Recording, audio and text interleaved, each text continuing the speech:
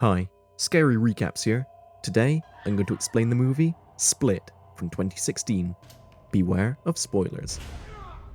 A young girl named Casey is invited to Claire's birthday party, even though she's not very social. After the party, Claire's father offers Casey to drive her home, and she accepts. Claire, Marcia, and Casey get in the car while Claire's father is approached by an unseen person. Soon, a strange man gets in the driver's seat and Casey watches helplessly as he gives Casey and Marcia a sedative. Casey remains silent and tries to get out, but the man knocks her out as well. As Casey regains consciousness, she notices that she is imprisoned with Claire and Marcia. Their abductor enters the room and sits in a chair staring at the girls for a short while before taking Marcia away. Claire bangs at the door and Marcia promptly returns after having refused to dance for the abductor. A flashback of Casey's life is shown of when she was a little girl. Little Casey is having lunch with her father and her uncle. Back in the present, Claire tries to convince Casey and Marcia to fight their abductor. Claire is frustrated with Casey, but Casey, remembering a lesson from her father while hunting bucks, tells Claire that she will help when the time is right. Meanwhile, the abductor, whose name is Kevin Wendell Crumb, visits his therapist, Dr. Karen Fletcher. He shows her fashion drawings that he has recently made, and Karen finds them very artistic. Kevin expresses his concerns about the welfare of Karen, to which Karen replies that a worthy colleague of hers would step up in her place in case she dies. Kevin suffers from DID, dissociative identity disorder, and has multiple identities, 23 in total, all bossed around by a powerful personality called Barry. Karen speaks to Kevin, calling him by the name Barry. After Barry leaves, Karen speaks with her sister, who argues with her about her patients. A female personality of Kevin, Patricia, enters the girls' cell and tries to comfort them. In the meantime, Karen has a disagreement with one of her colleagues about the lecture she is about to give via Skype. Barry tells the girls to clean the bathroom, and afterwards, the childlike Hedwig, another personality, comes into the room. He warns the girls about Barry and tells them that he is 9 years old. Casey tries to persuade him to let them out and intimidates him by saying that Barry wants him to as well. Casey learns that Barry wanted to make the room safe, and the girls search around and discover a grate on the ceiling. Yet, Hedwig returns and attempts to enter the room. Casey and Marcia hold the door while Claire enters the air vent. Barry then comes and opens the door, glowering at Casey and Claire. Claire runs away and hides herself in a locker, but Barry finds her and rebukes her for making fun of little children. He tells her to take off her shirt because it's dirty and locks her in a closet, separate now from Casey and Marcia. Barry takes Casey and Marcia's shirts and leaves. Karen is giving a Skype lecture talking about the DID patients and the supernatural potentials rising from their treatment.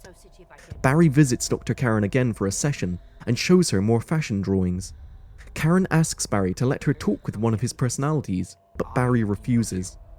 Karen persists and takes a guess based on the description of all 23 personalities that live in Kevin's body.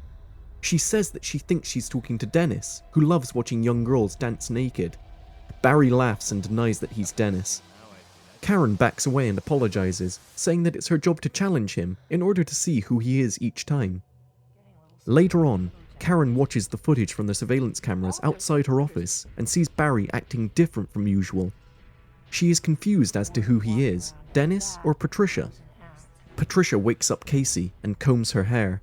A short while after, Patricia takes Marcia and Casey to the kitchen and prepares them another meal.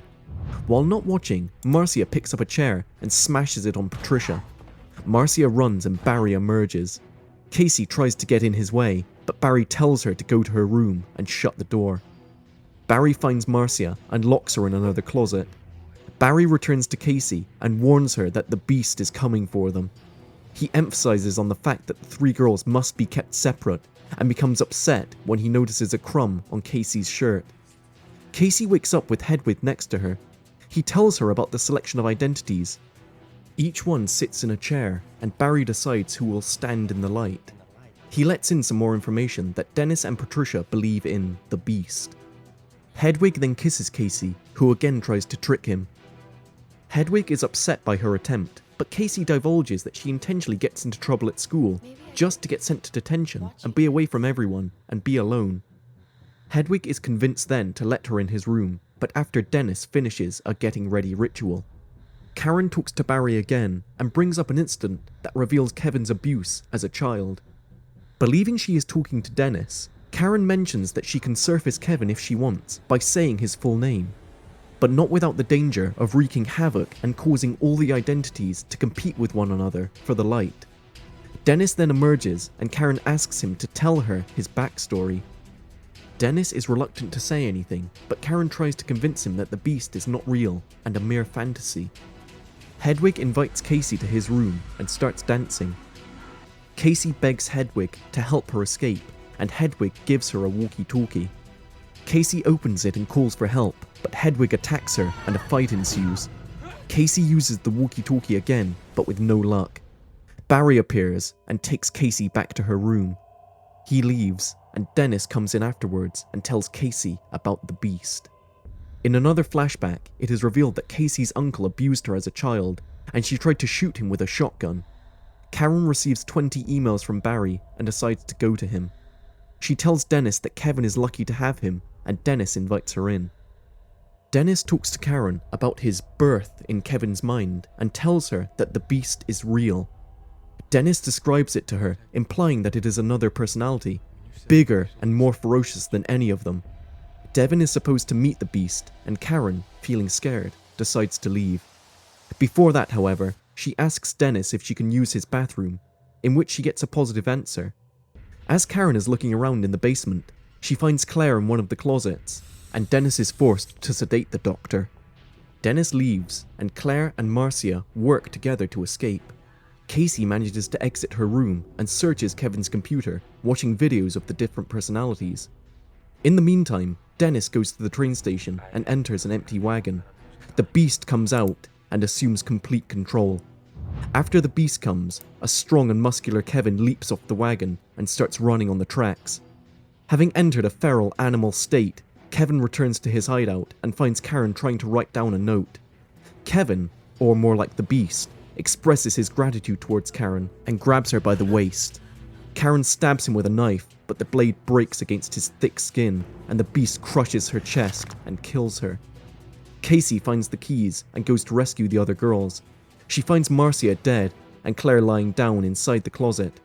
Suddenly, Claire is being dragged away, and Casey sees the beast biting and eating Claire as a lion would. Casey locks the closet and runs away.